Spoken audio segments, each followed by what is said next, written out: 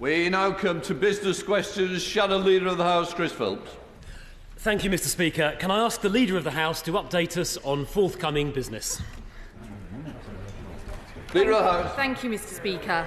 The business for the remainder of the week will include, on Friday the 19th of July, subject to the House agreeing the motion on today's order paper, continuation of the debate on the King's Speech on planning, Greenbelt and rural affairs.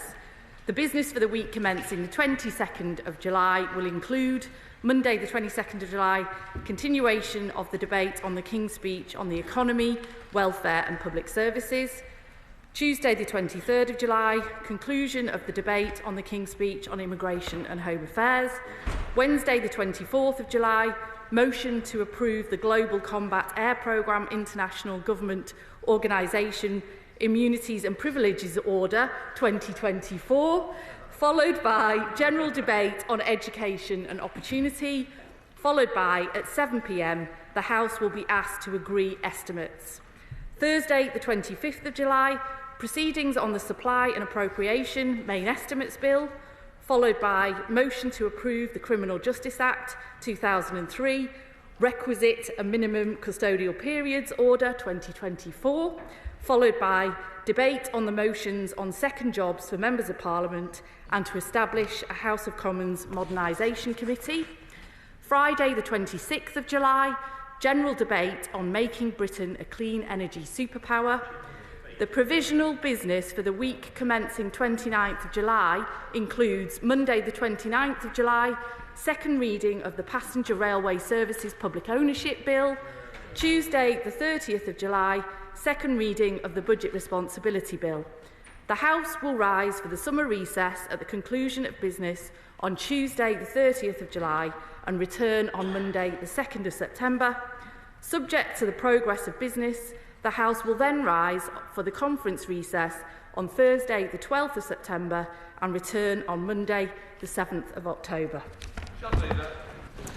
Thank you, Mr. Speaker. Firstly, can I offer you my congratulations on your unanimous re-election to the chair and your triumphant victory in Chorley with 75% of the vote.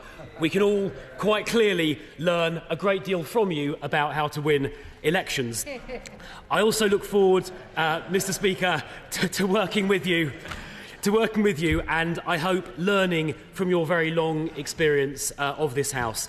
Congratulations also to all colleagues elected on July the 4th, including those on this side who had to work so hard to survive what was an electoral tsunami of biblical proportions.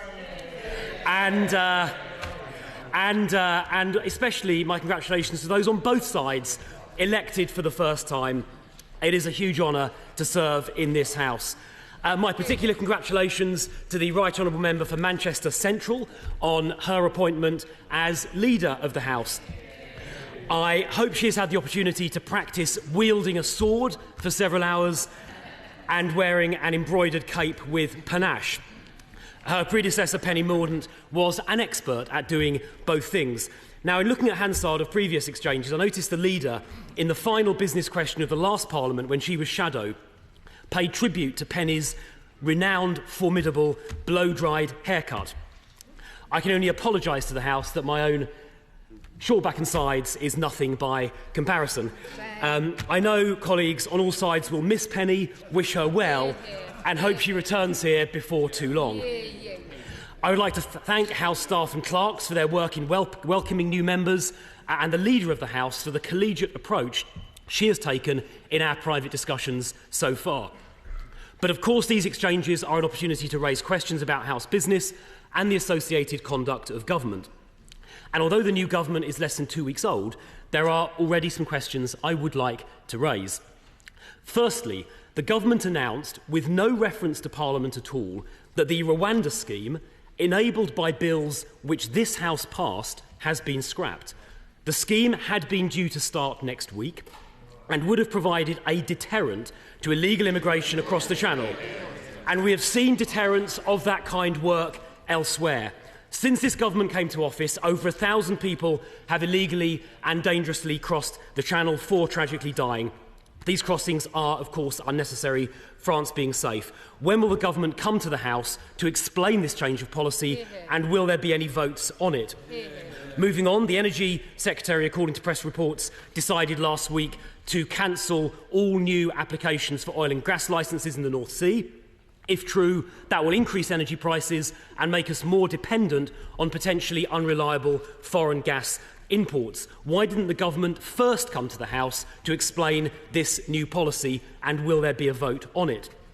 The Chancellor gave a speech last week on housing and planning, during which the Housing Secretary and Deputy Prime Minister simply sat and listened in rather uncharacteristic silence, announcing that green belt protections will be scrapped, or as the Chancellor euphemistically put it, the green belt will be rebranded as the grey belt. Now, renaming whole swathes of green belt as grey belt is a piece of shameless spin that would make even Peter Mandelson blush. So when will the government come to the House to explain their plans for the removal of green belt protections? The Chancellor also made some outlandish claims about the economy and public finances. The economy is, in fact, in fantastic condition. Inflation, yes it is, listen, inflation is down to 2%, lower than the Eurozone and lower than the US. Wage growth, by contrast, is much higher at 6%. Unemployment is low, half the level left behind by the last Labour government. And the UK's economic growth so far this year is the highest in the G7. Now, I understand the Chancellor may make a statement at some point to the House on these topics. Will the leader confirm that any claims about public finance made in this House will be accompanied by a full OBR forecast, so we can be sure that any such claims are not simply being concocted by the Chancellor as a pretext for tax rises? Mr. Speaker, I've listed several recent major policy announcements that were made in the last 10 days with no reference to Parliament at all. Now, Mr. Speaker, you quite rightly said to the previous government on many occasions that major policy announcements should be made when Parliament is sitting and first to the House. And I would welcome your assistance, Mr. Speaker, in ensuring that the new government adheres to those principles. So finally, I ask the Leader of the House commits now that all major policy announcements will only be made when the House is sitting, as the Speaker previously requested, and are made first to this elected House of Commons, where elected members from all sides can ask questions, including the 250 or so newly elected Labour members who I'm sure want to ask questions as well. I'd be very grateful if she would confirm that. I think the problem is that people ought to reflect their previous jobs as well, so maybe it's from knowledge about making statements outside. I don't know, I don't make a judgment. But you're absolutely correct. When the House isn't sitting, of course statements will be made by the government. When the House is sitting, I expect them to be made in the House. You're absolutely correct. And that has been a very clear message. Myself and the Leader of the House are both working to ensure that it is heard here first. So I certainly take on board, but I don't want to be drawn in the future on what we should or shouldn't be doing. But no, I do welcome that. My ability to clarify the position, Leader of the House. Thank you very much, Mr. Speaker. I'd like to start by thanking His Majesty the King for yesterday's royal address and join colleagues in wishing Her Majesty the Queen a happy birthday for yesterday. And can I also thank the staff and security services who worked so hard to get Parliament ready for the King's speech, and the huge task of transitioning from the last Parliament to this, with so many new members and so many leaving. The election saw some worrying incidents, harassment and the sharing of mis- and disinformation. It's unacceptable that some felt unable to go out campaigning, and our democracy depends on us coming together to say so. But we also saw the best of our democracy, the rapid changeover of power that happens when people choose change. Can I thank you, Mr. Speaker, for your leadership on MP security? I know this is your top and most urgent priority. And can I also congratulate you on your re-election? You are always fair, considered, and always put the interests of members first. I think today might be your first big test of whether you actually know the names of all the new members. We both share a strong commitment to upholding the role of Parliament and, as we've just discussed, restoring respect. And that includes ministers making major announcements here first when the House is sitting. Rest assured, I will be very robust on this issue, and I expect to see Ministers and Secretary of State at the dispatch box over the coming days as we play catch-up while the House wasn't sitting, and I thank you for your forbearance with that. Welcome to all the new members and those returning to this 59th Parliament, a Parliament to be proud of, one that better reflects our country than ever before, more women than ever, more members from ethnic minority backgrounds, and more members from the LGBT community. It's been a real pleasure to see the excitement and possibilities of the new members. Half of the House now new, finding their way around this often baffling maze of a place. I saw one describe it as being like Freshers' Week meets Hogwarts and Buckingham Palace. Let's hope they don't all drop down with Freshers' flu. We also lost some good colleagues at this election from all sides, and I'd like to also pay tribute to my predecessor, Penny Mordaunt, who was always a worthy opponent across the dispatch box. She brought a fresh approach, not only to this role, but as the first Defence Secretary. I always thought she was an underused asset by the party opposite, and she will be missed, especially by the parliamentary hairdressers. Welcome to the shadow leader to his new role. I know he's always been keen. After holding very many ministerial roles, congratulations on finally making it as a full member of the Cabinet, albeit with shadow now in front of it. I hope the role lives up to his ambitions. Debates about leaking roofs, broken toilets, and the price of a bacon butty in the members' dining room all await his close attention. But I am keen to work with him. We've already had constructive discussions, and I'm clear that I want to take the whole House with us on the changes we need to make. But we do need to turn the page. Recent years have been plagued by scandals, bad behaviour, disrespect, poor standards and poor legislation. That is what our Modernisation Committee and motion on second jobs next week is about. For the House to work together to drive up standards, improve working practices and find the reforms to make Parliament more effective. And let's be clear, it's not about changing our traditions, Mr Speaker, I know you'll be pleased to hear that, and the customs of this place. The country voted for change, and we will be a government of service and begin that journey of restoring trust in politics and Parliament. Action, not words. And that's why we've already hit the ground running, establishing the National Well Fund, reset relations with junior doctors and dentists, launched the Border Security Command, ended the ban on new onshore wind, taken immediate action on the prisons crisis, restored house building targets, started to tackle the water crisis. The list goes on.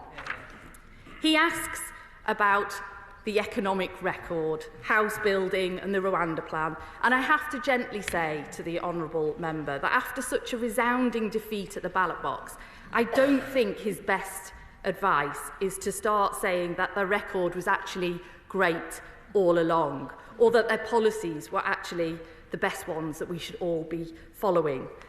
On the economic record, the truth is that living standards fell over the last Parliament for the first time in record. He was Chief Secretary to the Treasury when the former Prime Minister Liz Truss crashed the economy, sending mortgage rates soaring.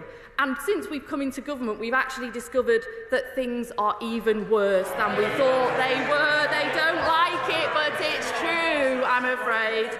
The country... Order. No, I am right. You're absolutely right. Leader? The country voted resoundingly for change because they were worse off. So I think the party opposite would be best advised looking deeply at why they lost, rather than claiming that people never had it so good. He asked about the Rwanda plan. The record speaks for themselves.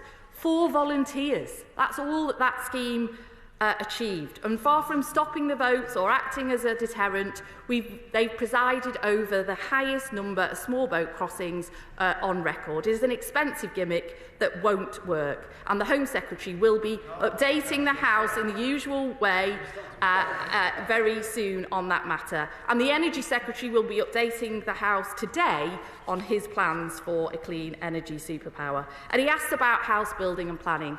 We make no apology. We are unashamedly pro-house building. We have restored the targets already that his government took away, and we will be bringing in planning reforms to make sure that the country gets the 1.5 million new homes they need.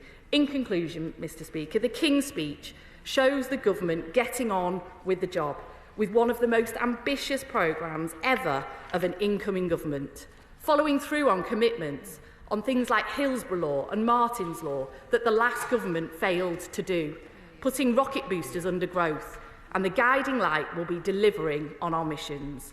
Yesterday was an historic moment, the first legislative programme from a Labour government in 15 years.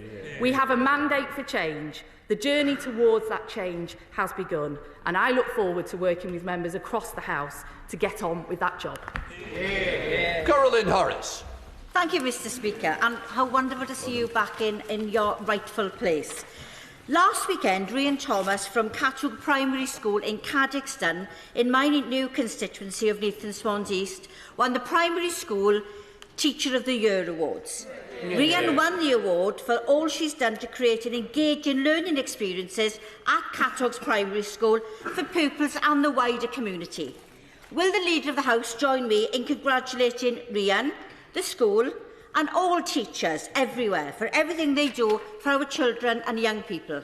Can I thank my honourable friend for that fantastic question and to welcome her back to her seat. She is one of the most redoubtable champions in this place, and I know that she will be really pushing these causes and many of the other causes as she did in the last Parliament. And can I join her in congratulating Rhian on winning the Primary School Teacher of the Year, and thank all teachers across the country for the work that they do. The Education Secretary, one of the first things she has done since taking office is looking to reset that relationship with teachers so that we can really tackle the recruitment and retention crisis facing our schools. And we join together in thanking every single teacher as we come to the end of term for the great work that they do. We come to Lib Dem spokesperson, Wera Hobhouse. Thank you, Mr Speaker, and may I also say what a pleasure it is to see you back in your place. I welcome the Leader of the House to her position and congratulate her on the election results. Securing such a large majority is no easy task, and her party at all levels deserves credit. The same can be said for our party, the Liberal Democrats. We are now the largest third party in over a century, with our most MPs ever. I would like to thank all of the Liberal Democrats campaigners across the country who have fought tirelessly for a fair deal. Our number one priority is fixing the health and care crisis, so that no matter where you are in the country, you can see a doctor or dentist when you need to. Also central to our campaign was a fair deal for social care staff. The government has promised to introduce a fair pay agreement for adult social care staff. While we Liberal Democrats welcome this announcement, there has been no detail of how this will be funded. Liberal Democrats would fund a fair pay deal for social care staff by reversing the tax cuts handed by the Conservative Party to the big banks. How will the government fund this commitment? Another issue that must be urgently addressed is our commitment to reach net zero. The Climate Change Committee's report, published today, makes clear that the days of U-turning on climate commitments and diluting environmental targets must come to an end. Only a third of the emissions reductions required to achieve our 2030 target are currently covered by credible plans. Liberal Democrats are committed to the bold, urgent action needed to tackle climate change, cut energy bills and create hundreds of thousands of secure, well-paid jobs. The Conservatives' lack of ambition relinquished our place as a global climate leader. With COP28 nearing, the UK has a golden opportunity to turbocharge global climate change policies. But of course, Mr Speaker, the worst scandal of the last few years has been the sewage scandal. Can we have a debate in government time of how we can fix this scandal that has blighted our communities up and down the country? Leader. Can I thank the Honourable Lady for her comments, and can I welcome her to her place? And can I congratulate the Liberal Democrat Party on their success and result in their election? They do have a historic number of new members of Parliament. Although I am surprised that she didn't bungee jump her way in here this morning or rollerblade her way along from members' lobby. But she and I have worked together in the past, and I look forward to us working together in the future. And I know that part of the Liberal Democrat mandate at this election was also about cleaning up our politics and turning the page on that, and this election certainly demanded action on that. So I hope that together we can realise some of that, and I worked closely with her colleague, the Honourable Member for North East Fife, around risk-based exclusions in the last Parliament, and I look forward to having a constructive relationship with her on those issues as well. She raises a couple of issues. We share absolutely their concerns about the social care crisis in this country, and we're determined to get a grip on that. We know that care is not always available and of the quality that people deserve, and we are determined that everybody should have availability to dignified, independent support in life.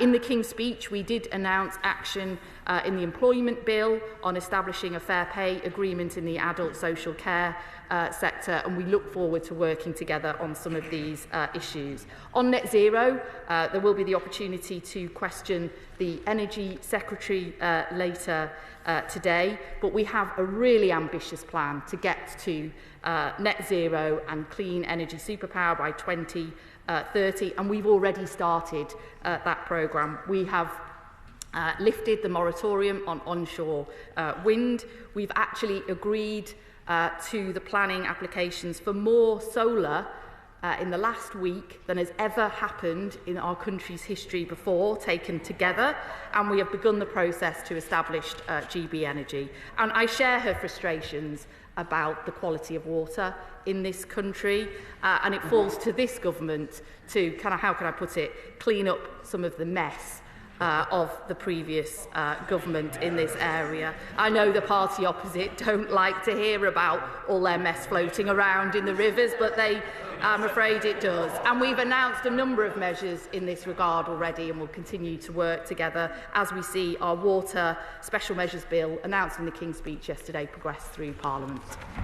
Can I just say, we're going to finish at 10 to 11, and so therefore to help each other, the speedier the question and a quick response will help get as many members as possible. Laura Sullivan. Thank you, Mr. Speaker. I welcome the Leader of the House to her new position. Worryingly, last week there was an attack at the Gurdwara, Nanak Dunbar, in my constituency in Gravesham. Thankfully, nobody was seriously hurt, but I would like to place on record my thanks to the Gurdwara first responders and all the emergency services for that. While the facts of the case are still unclear, it caused understandably anxiety in the local Sikh community. Would the leader consider scheduling a debate on the importance of protecting worshippers in their sacred spaces so that they may practice their faith without fear? Yeah. Leader. Well, the Honourable Lady raises a very important matter in her first question to this House, and I welcome her very much on her election and her attendance here this morning. These are very serious matters, and I'm concerned to hear about them. She might be pleased to know that the first Home Office oral questions will take place on the 29th of July, and if she doesn't get the response that she wants at those, I shall certainly raise this matter with the Home Secretary for her. Dame Harriett Baldwin. Thank you very much, Mr. Speaker, and congratulations on your re-election. Can I ask the Leader of the House if she would find time to timetable a statement on flood defences? The last Parliament was on track to spend £5.2 billion on flood defences, including in communities like mine in Sevenostoke and Tenbury Wells. And I know that there are concerns that the incoming government may cancel that spending. So can she timetable a statement and reassure us that that is not the case? Leader. Well, can I thank the Honourable Lady for her question and welcome her to her place, and that she survived the tsunami that I'm afraid took out some of her colleagues. She raises a very important matter. I note that the DEFRA orals have not yet been timetabled, so this would make a good candidate for an application for an adjournment debate should she want to do that. And in the meantime, I will get her a response on the government plans for flood defences. Navendu, Mishra. Thank you, Mr. Speaker. On behalf of the people of Stockport, can I congratulate you on your re-election? Can I also congratulate my fellow Greater Manchester Labour MP on her appointment as the Leader of the House? I'm certain she'll do a fantastic job. Mr. Speaker, public libraries are a vital hub for communities across the nation, providing important spaces for drop-in sessions, internet connectivity, reading books and so much more. Yet in my local authority of Stockport Borough, the local Liberal Democrat Council is reducing staffed hours in our libraries. This move threatens to leave many adults and children isolated and without access to critical services. As such, will the Leader of the House allow a debate in government time on our treasured public libraries? Leader. Can I thank my honourable friend for his best wishes and for that very important question. Libraries and access to them play a vital role in our communities, supporting local people and local children with their education. The previous government, I'm afraid, hollowed out local government funding over their 14 years in office. They promised levelling up, but in fact what we got were years and years of cuts. I will make sure that the Culture Secretary has heard his question this morning and supplies my friend with a reply. Wishart. Thank you, Mr. Speaker, and congratulations to your re-election. And can I welcome the Leader of the House most sincerely to her position. I always think business questions are perhaps the most illuminating and refreshing part of the business of the week. One of the most pressing pieces of business that we considered prior to the general election was, of course, the compensation scheme for those infected and impacted by the infected blood scandal. Can we have an urgent statement to detail the government's progress, ensure that the compensation scheme is going to be put in place and progress towards the creation of the Infected Blood Compensation Authority? Victims are still dying weekly because of this issue, and I'm absolutely certain the Leader of the House will want to do everything possible to ensure that this is concluded as quickly as possible. Leader. Can I thank my friend for that question? And he and I both know from sitting through these sessions in the last Parliament, this is probably the single biggest issue raised in business question on the floor of the House. And it's absolutely important that we take action and we follow through on the commitments that have been given. I can assure him that there will be an update to this House at the earliest possible opportunity on the government's progress to dealing with the compensation scheme. Melanie on. Thank you very much, Mr. Speaker, and I welcome the Leader of the House to her place. Would she join me in congratulating the business-led 2025 group who are celebrating the many positives of working in Grimsby and Cleethorpes? And could we perhaps have time to debate the importance of our town centres, the ongoing need for high street regeneration and recognition of the dire impact of delayed repairs to infrastructure such as Corporation Bridge in my constituency and what that does to local economies? Leader.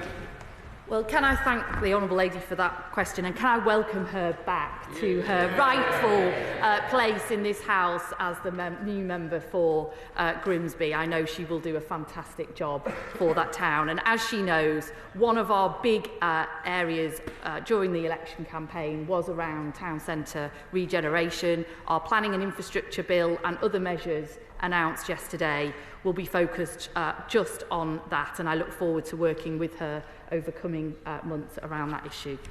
Jerome Babe. Mr. Speaker, the last government provided £213 million of funding for the Western Link Road, completing the orbital route around Norwich. But during the election campaign, I was very concerned to hear rumours that Labour might be axing that. So could the leader provide a statement very quickly to provide reassurance to the people of Broughton and Fakenham and Norfolk more widely that this much-needed infrastructure will continue? Leader. Can I thank him for that question? I'm sure it's a very important matter for his constituents. I don't have the answer today, but I note that there will be transport orals coming at some point soon. Therefore, I will get him a response from the Transport Secretary, and if that's not forthcoming, I'm sure he would apply for a debate in the usual way. Kim Johnson.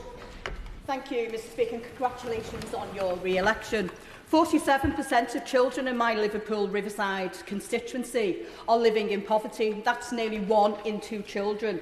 And I'm sure the Leader of the House will agree with me that that is unacceptable.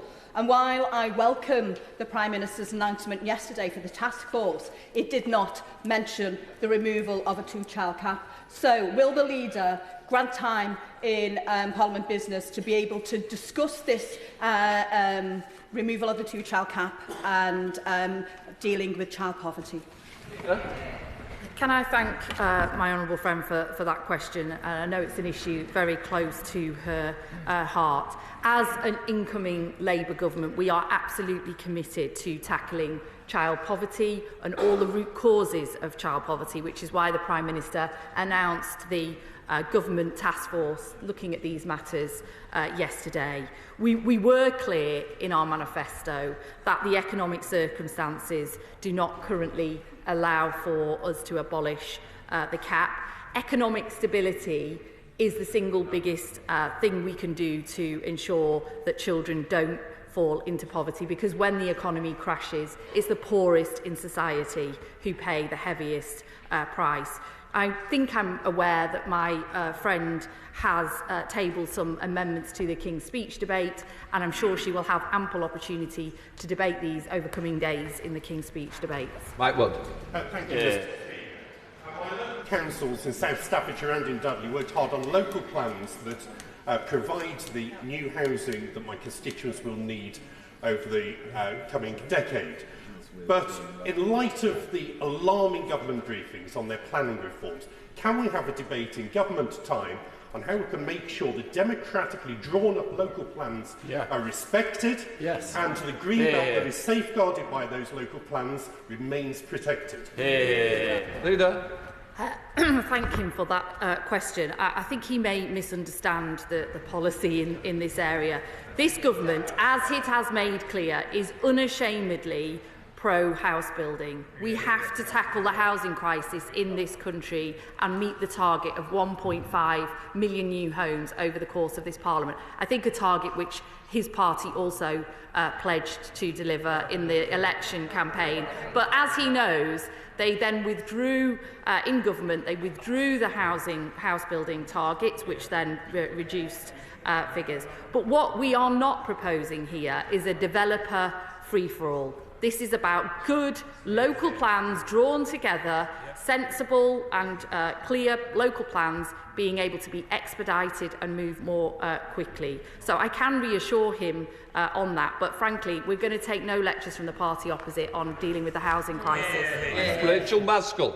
Thank you, Mr. Speaker. When it comes to children with special educational needs or children who have experienced trauma in their childhood or indeed children with anxiety, local authorities carry all the risk but don't have the resources. Our academy system is out of control and also our health services are insufficient. Can we have a debate on children who experience such challenges in early years to ensure that we address this issue early on in this government?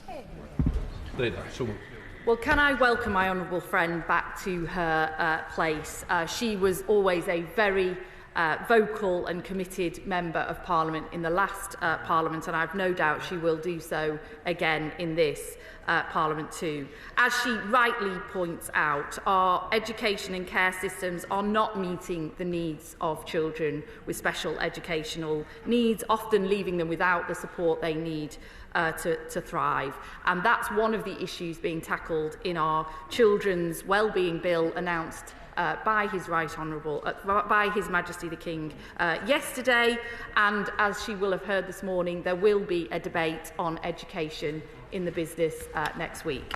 Carolyn. Thank you, Mr. Speaker. The excellent Backbench Business Committee, immediately prior to dissolution, had granted a debate in here to discuss the performance of Southern Water. I know the Honourable Lady will want to respond about sewage, but in fact this was about their failure to deliver clean water to significant parts of my constituency, in addition to their failures on sewage. So please can she reassure me that in the absence of the Backbench Business Committee, in the absence of the Petitions Committee, that the government will find time for backbenchers to bring forward important issues that we wish to debate in this chamber.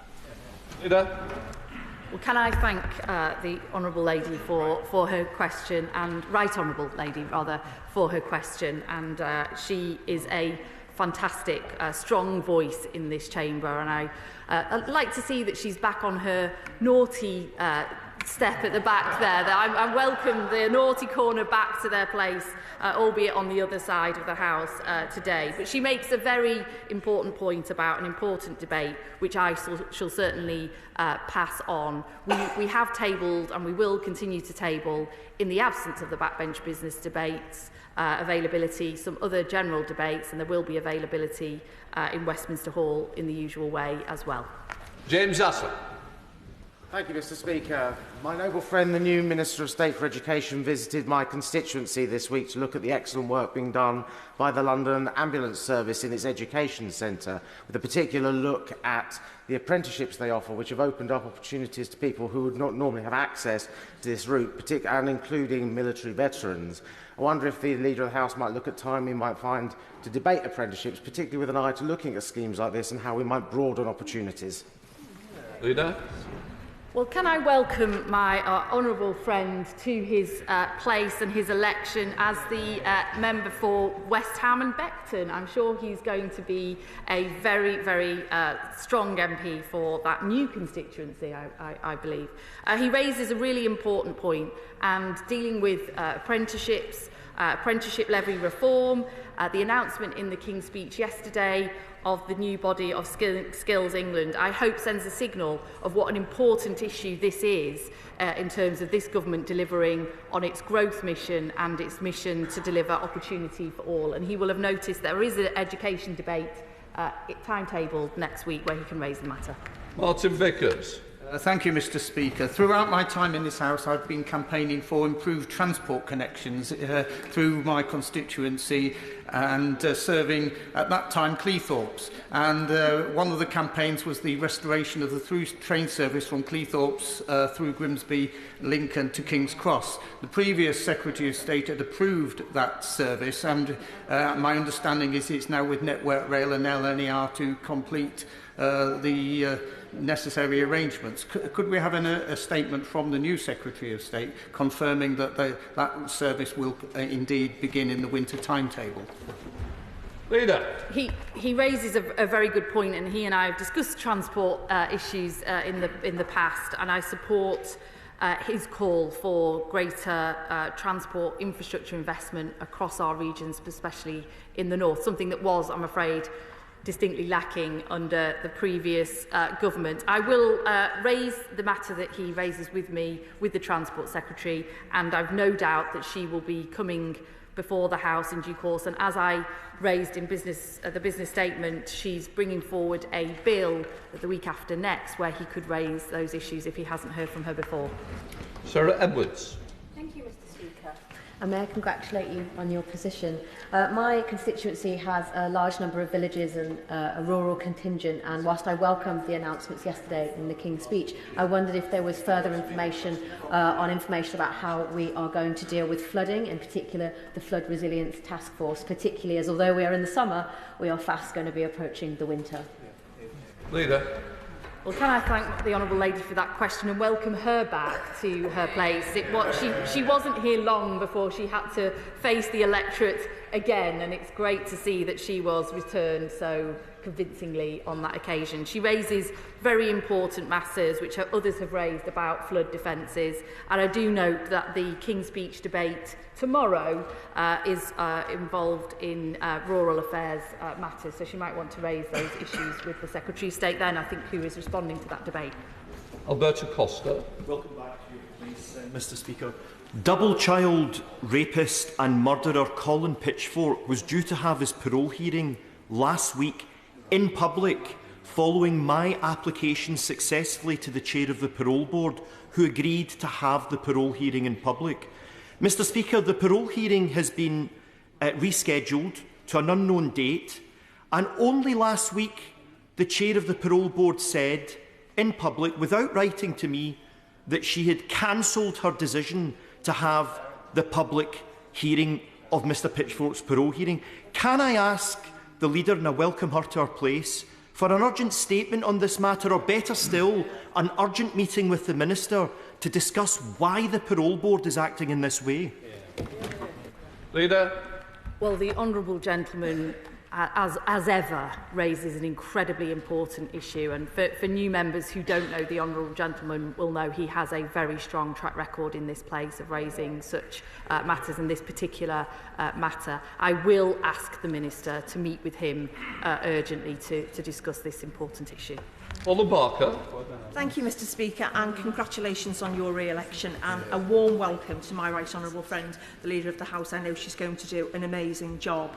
In February 2022, MPs and peers approved an amendment to the Police Crime Sentencing and Court Bill that would repeal the Vagrancy Act 1824. However, the last government failed to set out a commencement date for repeal whilst trying to criminalise rough sleepers through the Criminal Justice Bill, which did not pass. I'm aware that many homelessness organisations have written to my right honourable friend, the Leader of the House. So can she give the House clarity on when the Labour government will commence to repeal this Act, which is already law, and surely 200 years on, it is time to consign the Vagrancy Act to the dustbin where it belongs? Leader. Can I thank the honourable lady for that question and welcome her back to her place, and I look forward to continuing to work closely with her as we have done over recent years. She always raises incredibly pertinent matters in this House. I don't have the answer to the question that she is asking, but what I do know is that the Home Secretary will be coming to this House in a number of guises in coming weeks where she might want to raise this matter. On Tuesday, we have the Immigration and Home Affairs debate in the King's Speech, and on Monday, the 29th of July, we have Home Office oral questions. So if she doesn't get a reply at either of those, I will raise it directly for her. Andrew Stone. Thank you very much, Mr Speaker, and as one proud Lancastrian MP to another, congratulations on your unanimous re-election to the chair.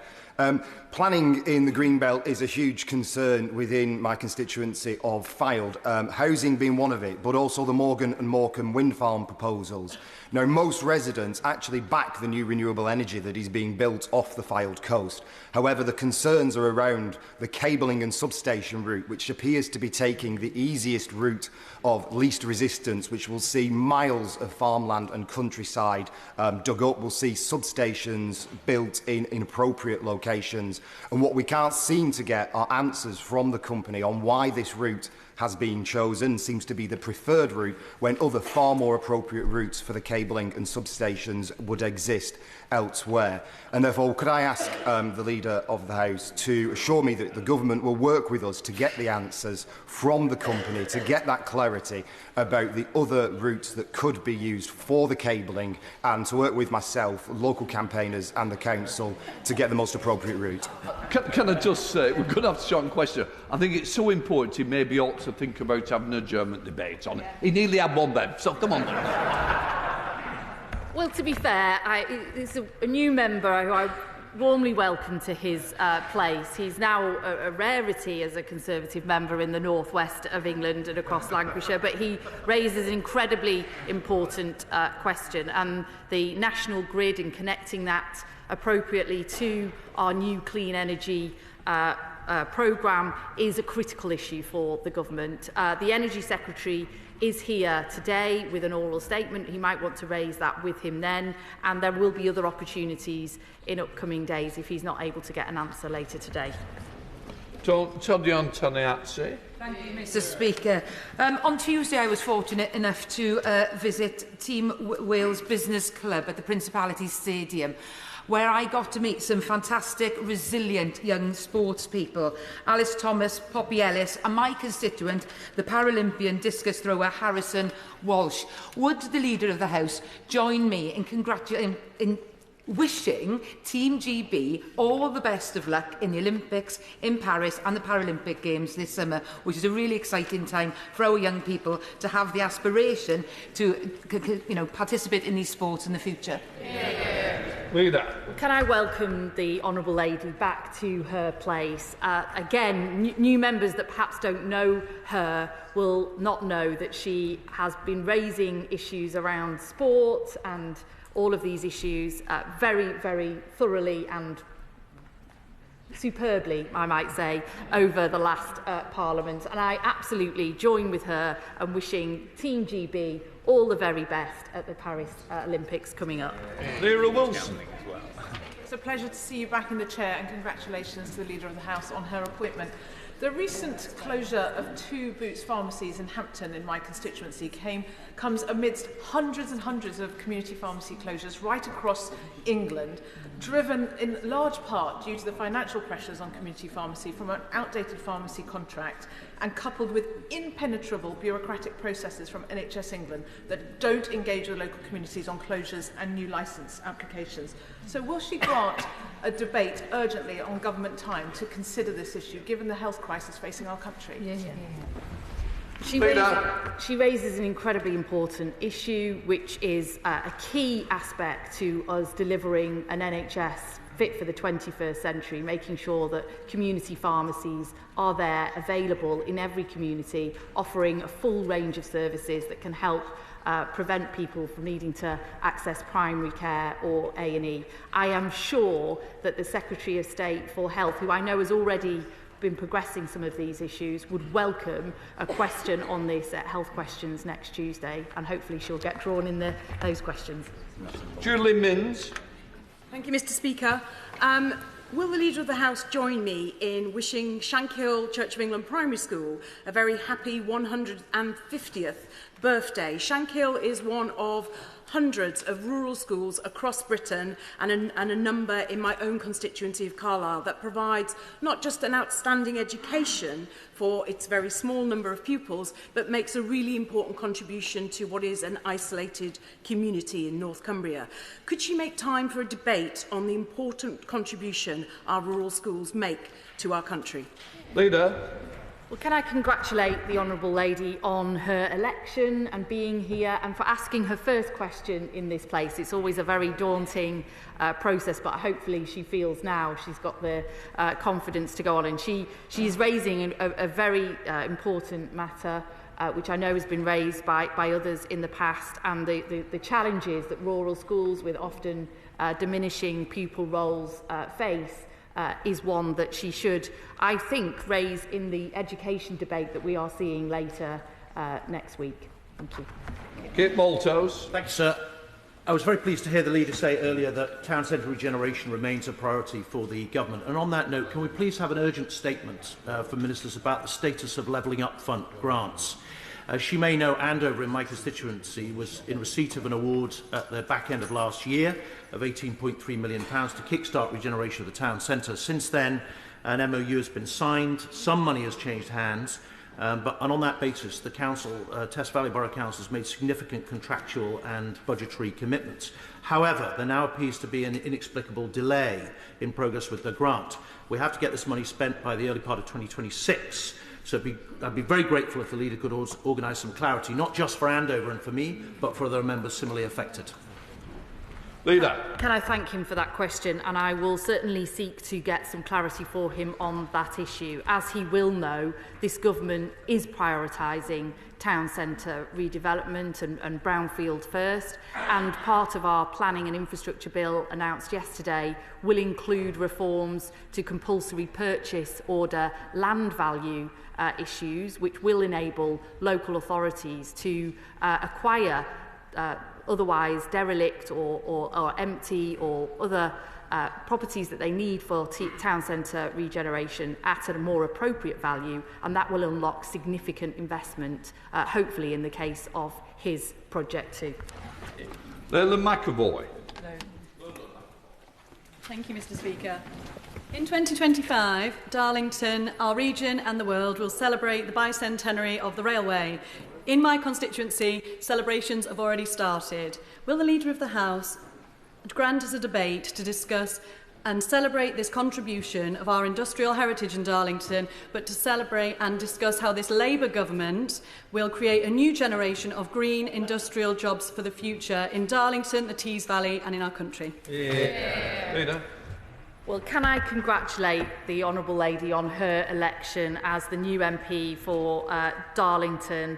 I know she's going to provide a very, very strong voice for the people of Darlington on these important matters. She will know that the green industrial revolution is absolutely core to delivering this government's missions, not only for growth, but job opportunities and that clean energy superpower by 2030. And transport and the railways are a core part of that, which is why we saw the announcement yesterday of our railways bill and the rail franchising bill, which is being debated at the end of this month, which you may want to raise these issues in that as well. Dr. Kieran Mullen. Thank you, Mr. Speaker. In one of her first acts, our new Deputy Prime Minister cut levelling up from her department's title. The leader will know that there are dozens of town boards up and down the country populated by community leaders, business leaders, charity leaders, and whether intended or otherwise, that's genuinely caused anxiety amongst many of them about whether or not their funding might also be cut in future. Can we have an urgent statement in the House so that the new Deputy Prime Minister can reassure them that the levelling up funding they're due to receive is going to still be delivered? Leader. Can I thank him for that question?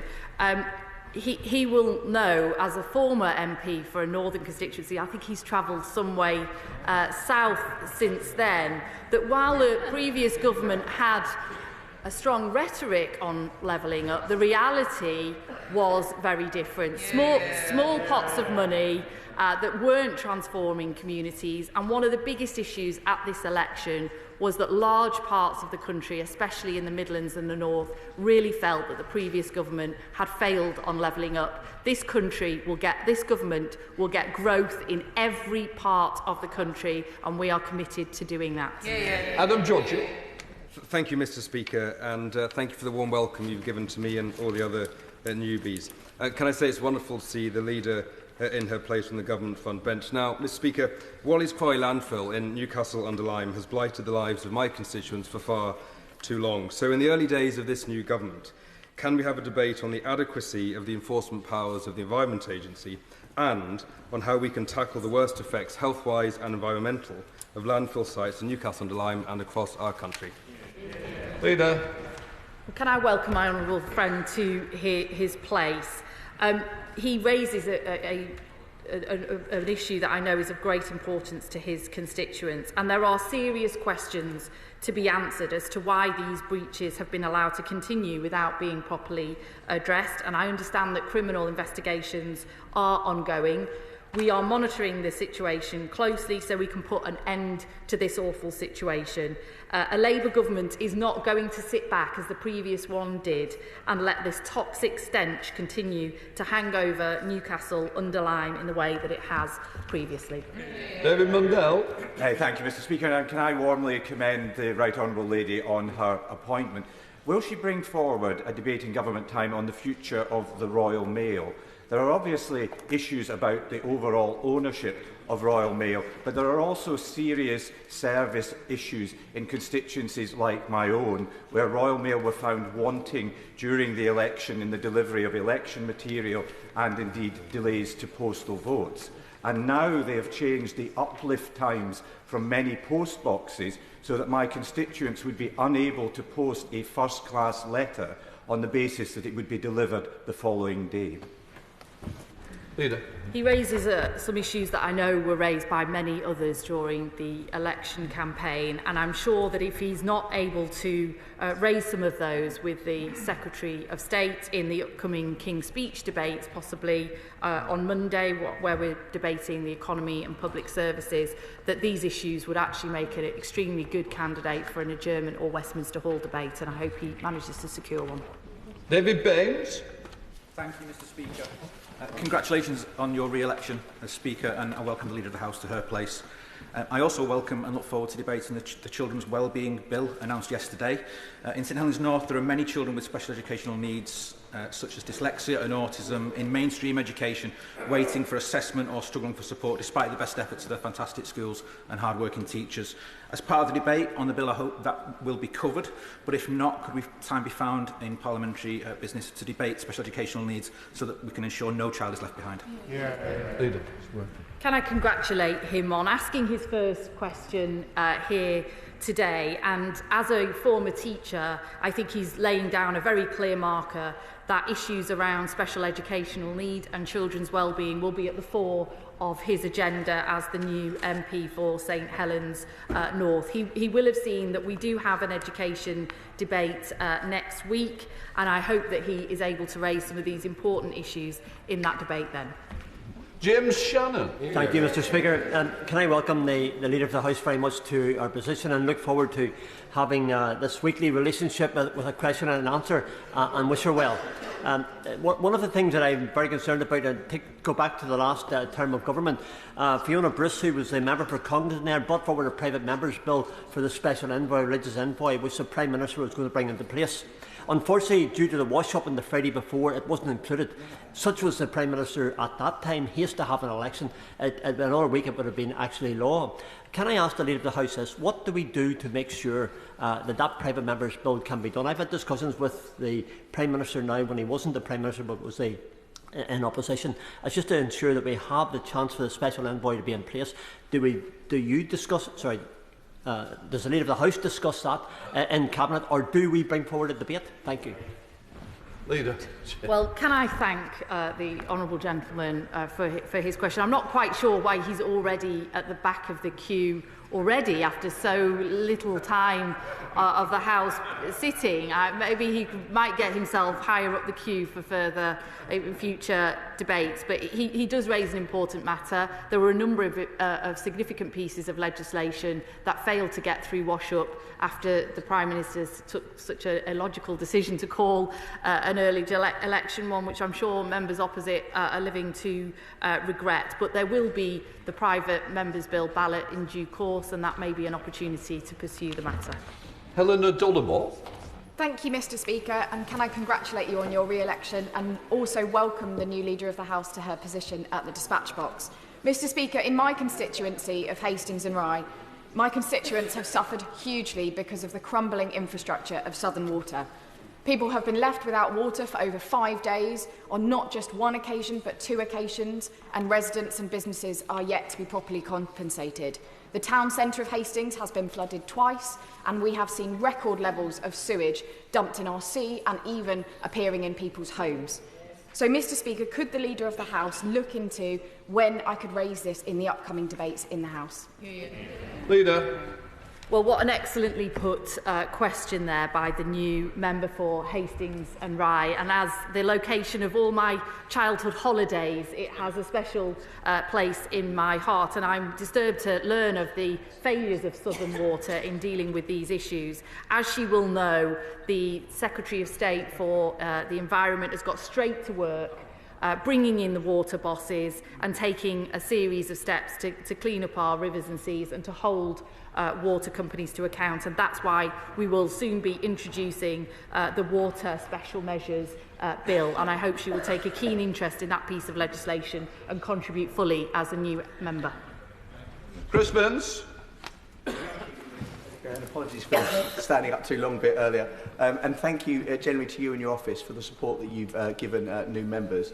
And it's generally been really, really great. And congratulations to the Leader of the House on her position. I would like to raise an issue and call for a debate on an issue affecting taxi drivers and their passengers, not just in Harlow, but in other parts of the country as well. As a repercussion of the 2015 deregulation bill, taxi drivers are no longer required to get licences from authorities of which they operate in. This means that different authorities have different standards.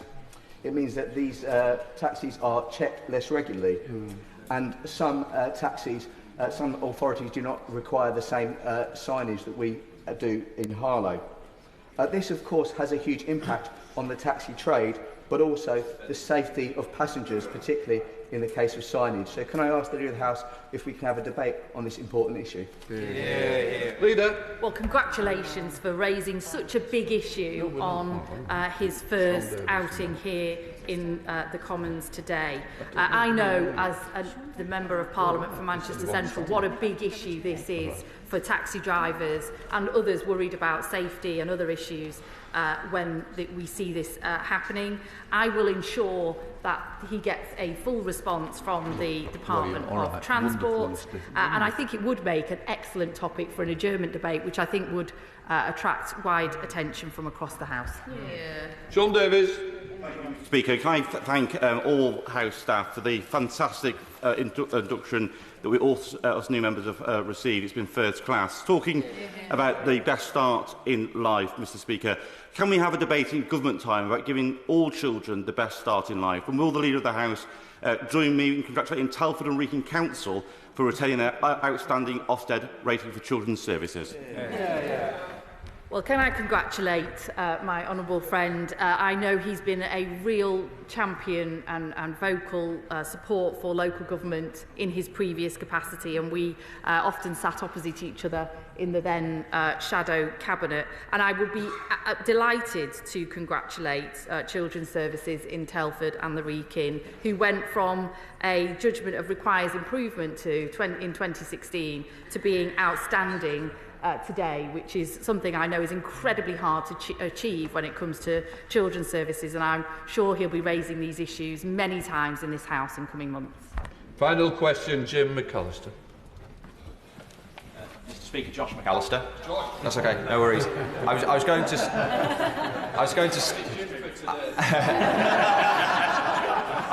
going to start my very first question by congratulating you and saying that as a new member, you are the very best speaker I've seen in that seat. And I welcome the Right Honourable Lady to her place as Leader of the House. A number of my constituents have been affected directly by the infected blood scandal. Between the publication of the independent inquiry's final report and the dissolution of the last House, there wasn't sufficient time to have a full debate on the findings. So would the government give time in the coming months to have a full debate on that topic? Well, Mr Speaker, you were doing so well there. Final question, and it was the first time you got the name just slightly wrong.